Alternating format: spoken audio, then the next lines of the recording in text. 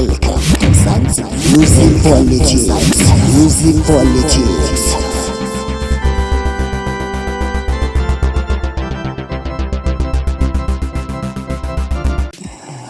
What's up, guys? What's up, boys and girls? I hope you're all doing well. This is Mzansi Music Politics. Yep, the channel just recently launched. In fact, this is our first ever release on this channel, Mzansi Music Politics. Let's talk music politics, man. You know, I think it's interesting to actually discuss some of the things that are happening in the music business in South Africa. But we're not going to confine ourselves into South Africa alone.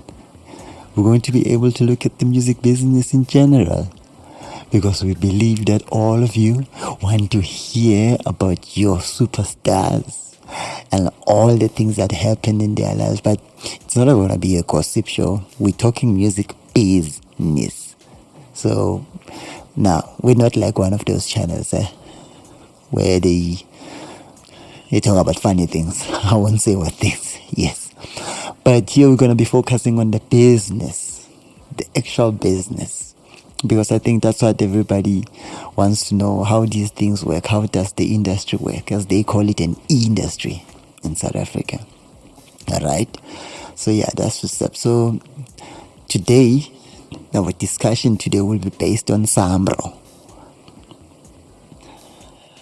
SAMRO, alright? I hope all of you are aware of what I'm talking about when I mention that name. It's an organization that collects royalties. Royalties are monies that are generated from the performance of the artist's music or whatever art form that they perform on any public platforms. I'm not making sense, I know, because you guys don't know what SAMRO is, right? But those ones know? No. Alright? Yeah. So you register your music with them, or you register your acapellas, whatever is it that you have recorded. I won't get into the details as to what they do, but basically they are very important in the lives of the artists in South Africa. So there's similar organizations as well. For example, there's another one called SAMRO. And it's SAMRO. There's other ones as well. I don't know how many, but there's a lot.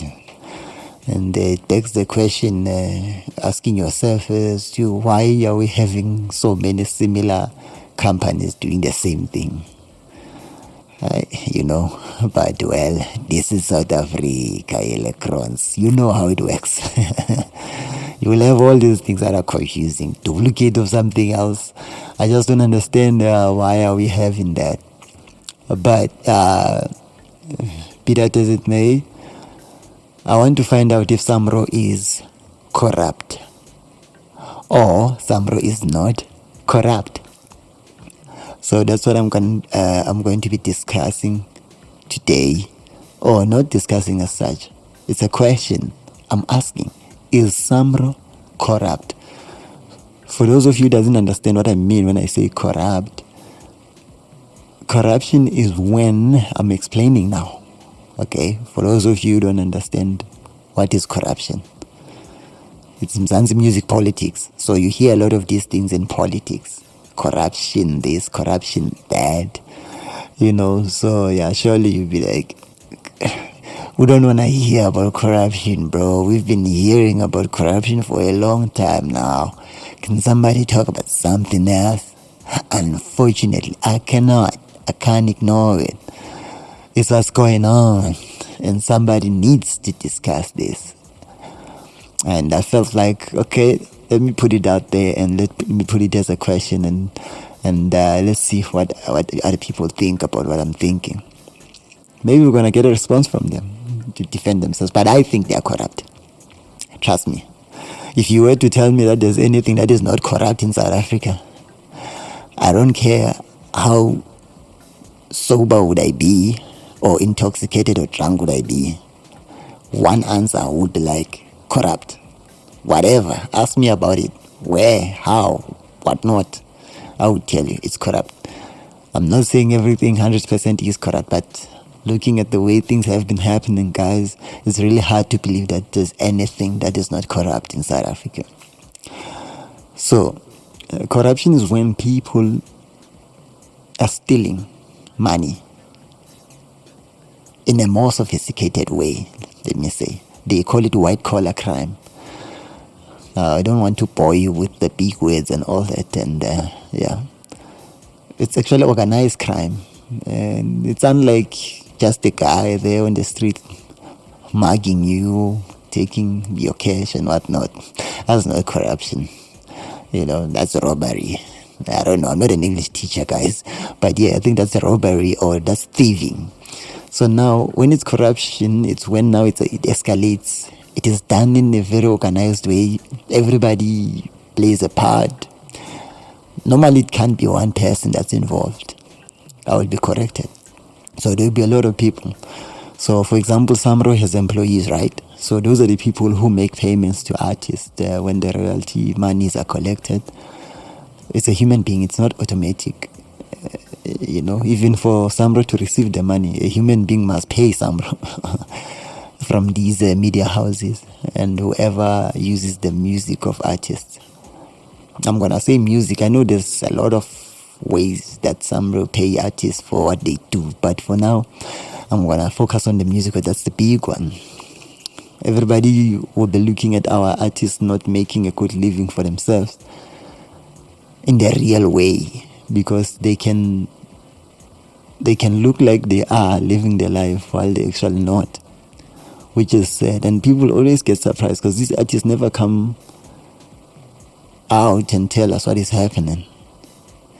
They never want to disclose because most of them are embarrassed. They don't want these things. They don't want people to know that they've been robbed. A lot of people get embarrassed to tell other people that, hey, by the way, I got robbed yesterday, or I participated in this, it didn't work out, so I ended up losing.